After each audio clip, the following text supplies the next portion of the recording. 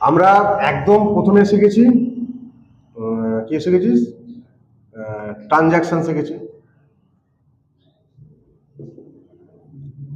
সেখান থেকে শিখেছি জার্নাল, সেখান থেকে শিখেছি লেজার, সেখান থেকে শিখেছি ট্রায়াল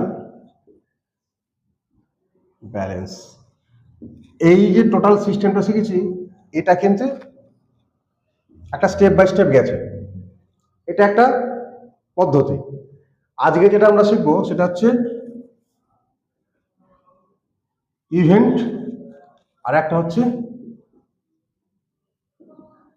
বিজনেস। ইভেন্ট কি?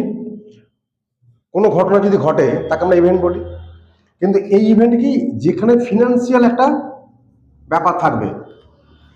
যেমন ধর বাজার করতে গেছিস, বাজারে কিছু টাকা নিয়ে গেছিস, বাজার করেছিস, দুর্গা উৎসব করবি, দুর্গা পুজো উৎসব করবি, তার একটা ফিনান্সিয়াল স্টেটমেন্ট থাকবে, ব্যাপার থাকবে, তাহলে এখানে কিছু আমাদের খরচা থাকবে, কিছু ইনকামের ব্যাপার থাকবে, কিন্তু এর মধ্যে কোনো প্রফিটেবল ব্যাপার থাকবে না।